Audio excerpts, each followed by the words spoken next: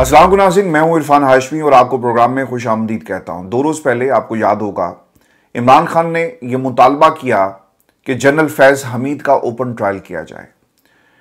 थोड़ी देर बाद पाकिस्तान की टेलीविजन स्क्रीन के ऊपर अस्करी ज़राए को कोट करके इसका जवाब दिया गया कि इमरान खान होता कौन है वो हमें डिक्टेट करे। पाकिस्तान की जो फ़ौज है उनका एक डिसिप्लिन है और फ़ौज के अंदर जो कार्रवाई होती है हमें मालूम है कि कैसे करनी है। तसल्ली रखें, जब आपका ट्रायल होगा तो वो ओपन ही होगा। इससे पहले पाकिस्तान के अंदर जब फैज़ हमीद साहब को तहवील में लिया गया तो मुख्तलिफ टेलीविजन स्क्रीन्स के ऊपर बीरबलों की जो पलटून बैठी हुई है उन्होंने ये कहना शुरू कर दिया कि इमरान खान को सहूलतकारी की जाती रही। इमरान खान के जनरल फैज़ हमीद के साथ ताल्लुकात थे। पाकिस्तान तहरीक इंसाफ को जनरल फैज़ हमीद कंट्रोल कर रहे थे। पार्टी के अंदर लोगों से राब्ते में भी फैज़ हमीद ने जो किए इसके शवाहिद मिले। फैज़ हमीद लोगों को बताते थे कि किसने क्या करना है। 9 मई के हवाले से भी ये बयानिया बनाया गया, लेकिन व्यूअर्स 2 प्रेस रिलीज जो जारी की गई उनमें 9 मई का दूर दूर तक कोई नामो निशान नहीं था। पाकिस्तान की आवाम और तहरीक इंसाफ ने इसका जवाब ये दिया और जो सोशल मीडिया के ऊपर लोगों ने इस बयान के हवाले से जो रिएक्शन दिया कि इमरान खान है कौन। इमरान खान वो लीडर है जिसने बाऊजी की तरह, नवाज शरीफ की तरह ना कभी डील की थी और ना कभी वो डील करेगा। इमरान खान पाकिस्तान की आवाम का, 26 करोड़ आवाम का वो लीडर है जिसने अपनी हुकूमत को कुर्बान किया। वो लोग कहते हैं ना कि इमरान खान इक़्तिदार के लिए जनरल फैज़ के साथ मिलकर सब कुछ कर रहा था, तो उन लोगों के लिए अगर इमरान खान को इक़्तिदार अजीज़ होता तो इमरान खान कभी भी अपने 2 सूबों के अंदर हुकूमतें कुर्बान ना करते। ये जो तारीखी गलती करते हैं और डंडी मारते हैं कि इमरान खान ने एक गठजोड़ था जनरल बाजवा के साथ और उन्हें आर्मी चीफ बनाकर बिठाना चाहते थे और ये सब कुछ वो अपनी कुर्सी के लिए कर रहे थे। आपको भी अगर याद हो तो इमरान खान ने अपनी हुकूमत को कुर्बान किया। एक समरी भेजी गई आरिफ अलवी साहब को कि आप मुल्क के अंदर जो है वो नया इलेक्शन करवाएं। उसके बाद ये तहरीक अदम एतमाद वाला जो चैप्टर है वो शुरू हुआ पाकिस्तान के अंदर। उससे पहले तो खान साहब अपनी हुकूमत को कुर्बान कर चुके थे। बहुत आसान था कि जनरल फैज़ हमीद और जनरल बाजवा को बिठाते और कहते कि तुम्हें क्या चाहिए बताओ।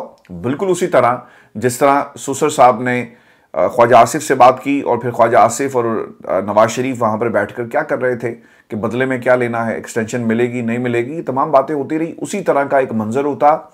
इमरान खान बैठे होते और ये डील कर रहे होते, लेकिन इमरान खान ने ये डील नहीं की। ये है वो इमरान खान जो डील नहीं करता। इमरान खान ने अपनी आज़ादी को कुर्बान किया ताकि आम पाकिस्तानी को हकीकी आज़ादी मिल सके। इमरान खान ने अपनी आज़ादी की ज़िंदगी का सूरज जो है वो गरूब किया ताकि आम आदमी की ज़िंदगी के अंदर हकीकी आज़ादी का सूरज तुलू हो सके। आम आदमी रोज़ाना जो हुकूमत की पॉलिसीज़ और महंगाई के खिलाफ लड़ता है, आम आदमी जो रोज़ाना अपने बच्चों के लिए रोज़ी रोटी कमाने के लिए निकलता है, इमरान खान ने इन्हें एक नई उम्मीद दी और हर आम पाकिस्तानी की ज़िंदगी का जो मरकज़ी किरदार है, जो हीरो है, वो इमरान खान है। व्यूअर्स, अब इस बात का जवाब भी इमरान खान ने दे दिया कि वो कौन है। खान साहब ने आज मुलाकात की, मोहम्मद अली खान साहब बाहर आए और उन्होंने कहा कि जाकर बताओ इन्हें कि इमरान खान कौन है। इमरान खान वो है जिसे पाकिस्तान की आवाम ने सबसे ज़्यादा वोट दिया। अब ये क्लेम नहीं है, ये एक रिजल्ट है उस मोहब्बत का जो 8 फरवरी के इंतखाबात के अंदर सामने आया। बाऊजी तो क्लेम करते हैं ना कि 2017 में क्या हुआ, 2018 में क्या हुआ, हमारी हुकूमत ना जाती तो पता नहीं हम कौन सी दूध और शहद की नहरें जो हैं यहाँ पे बहा देते। मरीम नवाज के पास किस किस्म का मैंडेट है। अगर उसके नाम के साथ नवाज शरीफ को हटा दिया जाए तो मुझे यकीन है कि ये किसी एक म्यूनसिपल कारपोरेशन का भी इलेक्शन होगा ना तो वो भी नहीं जीत पाएंगी। ये इनकी कारकर्दगी है। इमरान खान ने आज बड़ा वाज़ेह पैगाम दिया और व्यूअर्स, ये ऐसे वक्त में पैगाम आया जब उससे ठीक 24 घंटे पहले एक मुलाकात हुई जिसे फैसिलिटेट किया गया। पाकिस्तान की इस्टेब्लिशमेंट ने फैसिलिटेट किया या फिर पाकिस्तान की हुकूमत ने किया और दोनों तरफ जो है इस वक्त खामोशी है और इन्होंने अपने जो बीरबल हैं उनको इस वक्त टेलीविजन स्क्रीन के ऊपर बिठा दिया है जो इमरान खान के जलसों की सियासत को और जो पाकिस्तान की आवाम बाहर आकर एहतजाज करना चाहती है इस हुकूमत के खिलाफ, उसके ऊपर कड़ी तनकीद करते हुए आपको नजर आएंगे। इनके पास कोई सब्सटेंस नजर नहीं आता, कोई ऑब्जेक्टिव ये गुफ्तगू नहीं करते टेलीविजन के ऊपर आकर। हाँ, बैशिंग जो है वो इस वक्त भरपूर तरीके से की जा रही है। और छोटे बीरबलों के अलावा एक बड़ा बीरबल है जिसने हुकूमत की तरफ से एक मौक़िफ़ अपनाया लेकिन खुलकर नहीं अपनाया कि मुलाकात हमने करवाई या हमें कहा गया पाकिस्तान की इस्टेब्लिशमेंट की तरफ से या कोई बड़े ऐसे बैठे जिन्होंने कहा कि यार ये तो कंट्रोल नहीं हो रहे, लिहाजा जो जेल में इमरान खान है जाके उससे बात करें और उन्हें कहें कि अपने लोगों को रोकें और हमारी मदद करें, रेस्क्यू करें हमें इस सूरत हाल से। बीरबल नंबर 1 आए और उन्होंने कहा कि मुलाकात किसी के करवाने से ही तो हो सकती है। बिल्कुल सर, किसी के करवाने से ही हुई। या तो आप इसको तस्लीम करें कि आप चलकर इमरान खान के पास गए और आपने जाकर उन्हें कहा कि हमारी मदद की जाए, या फिर ये भी तस्लीम करें कि पाकिस्तान की इस्टेब्लिशमेंट से हमने रिक्वेस्ट की कि इस मुलाकात को करवाया जाए, क्योंकि जेल इंतजामिया को किसी ना किसी का हुक्म तो आया होगा कि बात करवा दें। और फिर ये जो क्लेम किया जा रहा है कि फ़ोन करवाया गया, आज़म सवाती को बुलाया गया, वो आ गए और बैठे और फिर बातचीत होती है और फिर आकर उन्हें ऐलान कर दिया। सर, चीज़ें इतनी सादा नहीं हैं जितनी आप सादा इसे बनाने की कोशिश कर रहे हैं। पाकिस्तान की हुकूमत को इसके ऊपर एक वाज़ेह मौक़िफ़ देना चाहिए। सिर्फ बैशिंग करने से काम नहीं चलेगा, क्योंकि सहूलतकारी का इल्ज़ाम इमरान खान के ऊपर लगा। अगर ये सहूलतकारी जेल में फ़ोन भेजकर इमरान खान का रब्ता करवाना आज़म सवाती से और बाकी लोगों से, और वो आपके लिए हलाल हो सकता है, तो फिर हर वो मुलाकात और हर वो गुफ्तगू हलाल होगी जो इमरान खान से लोग करने आते हैं। जब आप लोगों के हकूक़ को सल्ब करेंगे ना, और लोगों की जो मुलाकातें हैं उनके बच्चों से नहीं करवाने देंगे। खान साहब बार बार ये कह चुके हैं कि मेरे बेटों से बात करवाई जाए, नहीं करवाई गई, लेकिन सबूत आपको अभी भी देने हैं। और जब तक ये सहूलतकारी के सबूत इमरान खान के खिलाफ किसी अदालत में नहीं लाए जाते और किन लोगों ने की, मकासद क्या थे, अगर यही बयानियां बना रहे ना कि फ़ोन पे बात करवाते रहे, तो सर ये कोई सबूत नहीं होगा। और ये देखना होगा कि फ़ोन पर किससे बात करवाई गई और उसके क्या नताइज निकले, और वाकई कोई साजिश हो रही थी मुल्क के खिलाफ जिसके ऊपर आप कार्रवाई करना चाहते हैं। तो राना साहब ये बात कहकर एक तरह से फंस गए हैं, और हुकूमत भी फंस गई है कि एक जलसे को रुकवाने के लिए इन्हें पाकिस्तान की इस्टेब्लिशमेंट की तरफ देखना पड़ता है कि आओ और आकर हमारी मदद करो, क्योंकि हमारे पास इस हुकूमत को चलाने के लिए ना सलाहियत है और ना ही हम इस एक जलसे को रोक सकते हैं। लॉ एंड ऑर्डर की सिचुएशन का आपने बहाना बनाया और आपने उस बहाने को बनाकर कौम के सामने कैसे पेश किया, राना साहब उसकी एक बड़ी मिसाल है। व्यूअर्स, इसके बाद एक काम ये भी हुआ कि खान साहब 9 मई के हवाले से जुडिशल कमीशन का एक मुतालबा काफ़ी देर से कर रहे थे। जो झूठा होता है ना, या जिसे पता होता है कि उसने करवाया, वो कभी भी बड़ी इंक्वायरी का मुतालबा नहीं करेगा। वो कहेगा कि बुलाएं सबको, क्योंकि मसला इसके अंदर इस इंक्वायरी का ये है कि 9 मई में पाकिस्तान की अफवाज और वो तमाम लोग जिनको ये जिम्मेदारी दी गई थी उन सबको बुलाया जाएगा। तो जुडिशल कमीशन बनने का सवाल ही पैदा नहीं होता। हाँ, ये ज़रूर हो सकता है, शेख अदमन सईद साहब की अगर आपको बात याद हो, ब्रॉडशीट के ऊपर एक जुडिशल कमीशन बनाया गया एक रिटायर्ड जज का। TOR जो थे, टर्म्स ऑफ रेफरेंसेस, वो पहले से तय कर लिए गए कि इन 12 सवालों का जवाब आपने तलाश करना है, और अगर आप उसे इंक्वायरी को ओपन छोड़ देते हैं तो फिर जुडिशल कमीशन तमाम लोगों को बुला सकता है। और फिर ये भी याद रखिएगा कि रिटायर्ड जज और एक सिटिंग जज के अंदर जो इंक्वायरी को लीड कर रहा होता है बहुत फ़र्क होता है, और उसका जो हुक्म है वो एक कंपल्शन होती है हर उस शख्स के ऊपर जिसको बुलाया जाए और वो उस कमीशन के सामने पेश होने का पाबंद है। तो इसलिए ये लोग कभी भी जुडिशल कमीशन नहीं बनाएंगे। खान साहब ये ज़रूर कह रहे हैं, लेकिन इनकी तरफ से कोई ऐसा आपको सिग्नल नहीं मिलेगा कि ये जुडिशल कमीशन बनाने के हवाले से संजीदा है। आपने ये भी देख लिया होगा कि जो पेशावर हाई कोर्ट को जब ये जुडिशल कमीशन बनाने का कहा गया तो उसके अंदर भी रूल्स एंड रेगुलेशंस का हवाला दिया गया, काबीना की मीटिंग का, और फिर रूल ऑफ बिजनेस क्या कहते हैं वो बड़ा वाज़े तौर पर जो अदालत थी उन्होंने कहा। मैंने आपको सभी कह दिया था कि पेशावर हाई कोर्ट कभी भी इस मामले में नहीं कूदेगी और वो अपने आप को इसलिए दूर रखेगी, कोई ना कोई रीजनिंग पेश करेगी, क्योंकि ये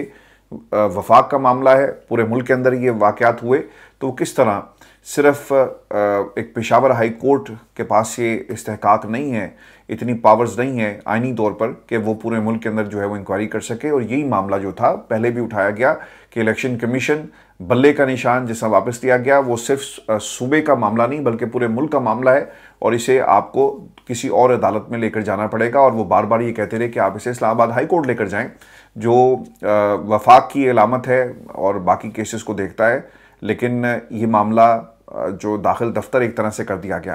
फिर उसमें आपको एक और खबर भी दूँ, और ये इसलिए भी इम्पोर्टेंट है ऐसे वक्त में जब जो बयानिया था 9 मई का बनाया जा रहा है सहूलतकारी का, और फिर इमरान खान से जलसे के हवाले से जो उनका हुक्म आया और उसके बाद इसे ख़त्म कर दिया गया, मुलतवी कर दिया गया। मैं इसे हुक्म इसलिए कह रहा हूँ, वो हुक्म ही था।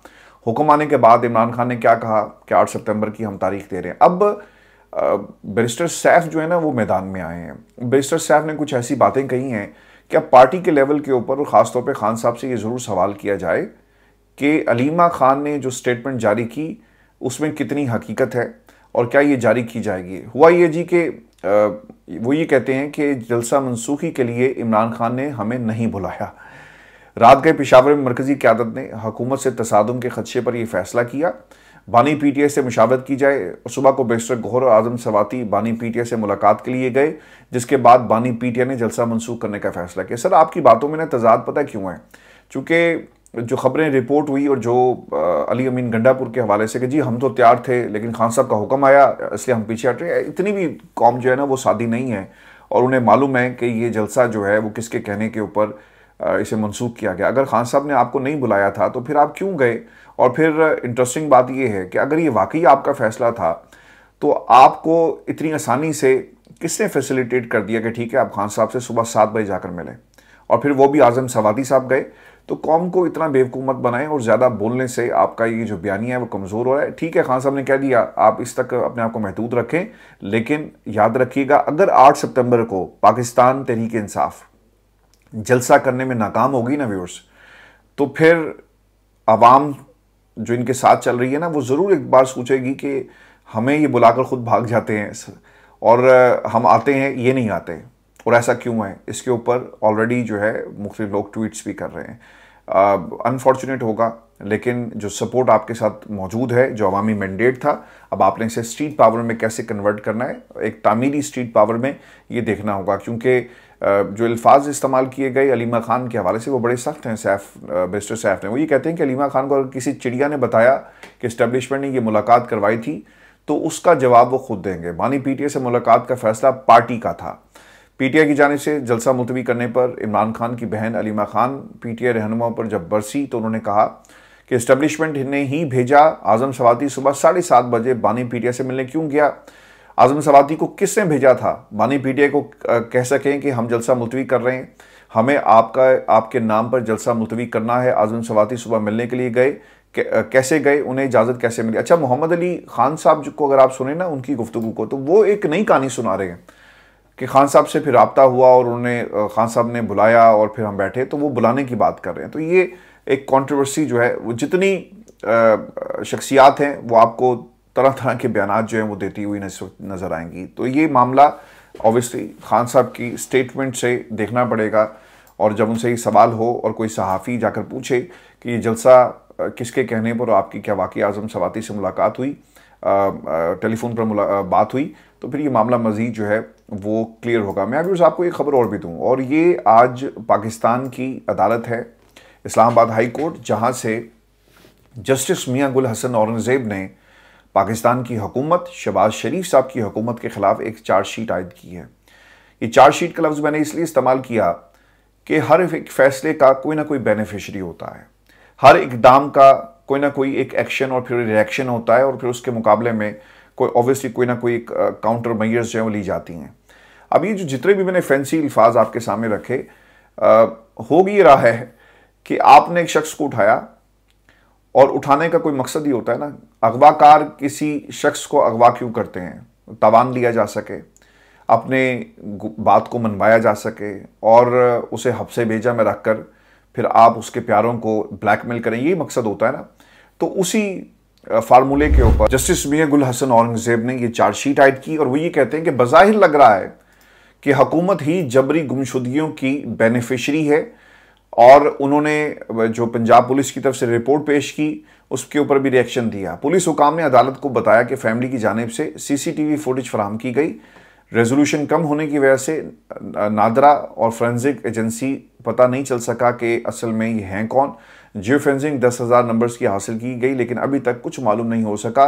आज 23 अगस्त तक कोई भी काबिल अमल कार्रवाई जो है वो मालूमात हमारे पास मौजूद नहीं है। पुलिस हकाम ने यह भी बताया कि सेफ सिटी प्रोजेक्ट पर हर एंगल से हम उसे कवर नहीं कर सके, यानी ये सेफ सिटी प्रोजेक्ट जो है वो ये बता रहे हैं कि ये सेफ सिटी प्रोजेक्ट नहीं है, बल्कि इसमें बहुत सारी डिस्क्रिपेंसीज जो पाई जाती हैं। इस वक्त कोई भी लॉ इन्फोर्समेंट एजेंसी इस मुतालिक कुछ पता नहीं लगा सकी। मियां गुल हसन औरंगज़ेब भी कहते हैं कि बज़ाहिर यूँ लग रहा है कि हुकूमत ही जबरी गुमशुदगियों की बेनिफिशरी है। कैसे इस मुल्क में लोग अगवा होते हैं और चीफ एग्जीक्यूटिव कुछ नहीं करते? अटॉर्नी जनरल ने कहा था कि वज़ीर आज़म को इस मामले पर ब्रीफ करूंगा, चीफ एग्जीक्यूटिव को इन मामला का पता है, मगर फिर भी लोग जबरी तौर पर लापता होते हैं।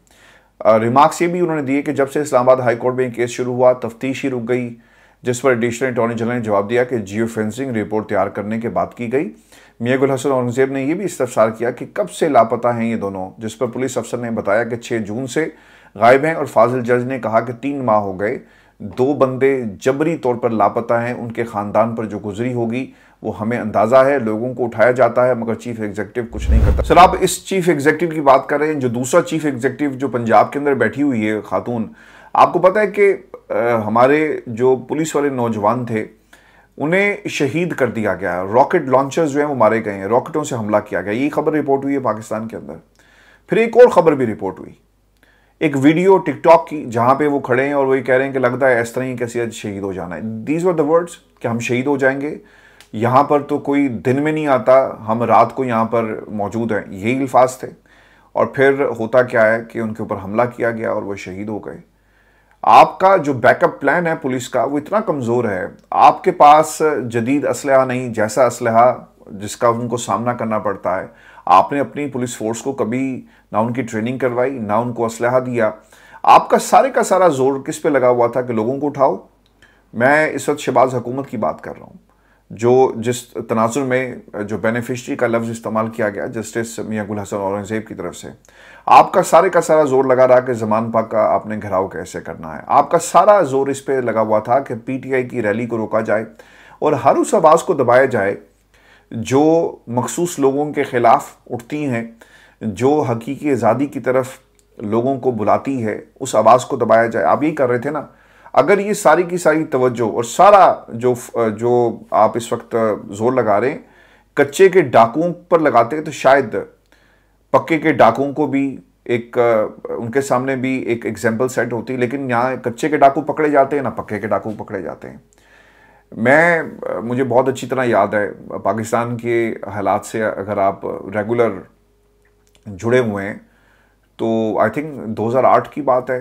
मनामा के अंदर एक इंसिडेंट हुआ, ट्रेनिंग स्कूल है मनामा लाहौर में, और मैंने जो अपनी आंखों से देखा मैं आपको बता देता हूँ। दहशतगर्द दाखिल होते हैं ट्रेनिंग स्कूल के अंदर, और सुबह असम्बली का ये वक्त था जब दहशतगर्दों ने अंदर दाखिल होकर अंधाधुंध फायरिंग की। बहुत सारे हमारे जवान बच्चे शहीद हो गए, उनके माँ बाप बाहर मनामा स्कूल के खड़े होकर उनकी ज़िंदगी के लिए दुआ करते रहे, और अंदर गदर जो है वो दहशतगर्द मचा रहे थे। जो पहला लाइन ऑफ एक्शन था वो पुलिस पहुंचती है वहाँ पर, और उन्होंने जो डिफेंस लाइन क्रिएट की, उसके बाद रेंजर्स आई, फिर हेलीकॉप्टर्स आए, और फिर वहाँ पर भी फायरिंग की गई। वो मैंने सारा लाइव देखा है और मेरी आंखों के सामने जो है वो फायरिंग हो रही थी, और फिर दहशतगर्दों ने अपने आप को किस तरह उड़ाया, गोलियाँ हमारे पास से गुजर रही थी। ये सब कुछ हमारी आंखों के सामने हो रहा था। इसी में ना एक पुलिस का जवान, एलीट का जवान, ये मैं आपको कोट अनकोट जो मैंने देखा, और कैप्टन मुबीन शहीद लाहौर में ब्लास्ट हुआ जी, उसमें वो अल्लाह को प्यारे हो गए, शहीद हो गए। वो इस पूरे ऑपरेशन को लीड कर रहे थे। मुझे आज भी याद है कि जिस जगह से उन्होंने एंट्री मारनी थी ना मनामा स्कूल के अंदर, मैं बिल्कुल कोने पर खड़ा था, तो एक जवान के पास एक अफसर आता है और उसे कहता है कि चल भाई मुंडिया तैयारी फड़ा, असी अंदर जाना, बहुत देर हो गई है, क्योंकि 7-8 घंटे हो चुके थे ऑपरेशन को शुरू हुए।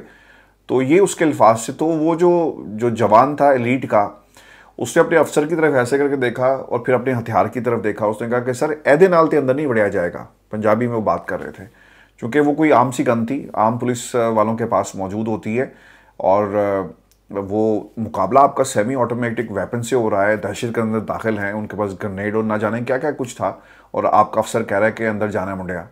तो फिर उसने जब इनकार किया कि सर मैं नहीं जा सकता, मुझे कुछ और बड़ा असलहा था, क्योंकि दूसरी तरफ रेंजर्स खड़ी थी और उनके पास जदीद हथियार थे।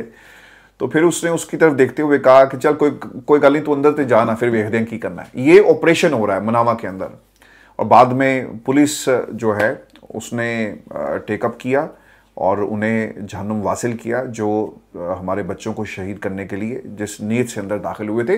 तो आपकी सारी तवज्जो जो है वो हमेशा से किस तरफ लगी रही, आप उठाकर देख लें पिछले 1 बरस का रिकॉर्ड, बल्कि उससे पहले का भी। तरीके इंसाफ को तो आपने मिटाना कैसे है, तरीके इंसाफ को ख़त्म कैसे करना है। अगर आप राना सनाउल्लाह की गुफ्तगू सुने ना, जब वो इनकी पीडीएम की हुकूमत थी, तो उन्होंने कहा था कि मैंने जो शेल्स हैं वो मंगवा ली हैं और सारे हम इन पर इस्तेमाल करेंगे, आपको याद है।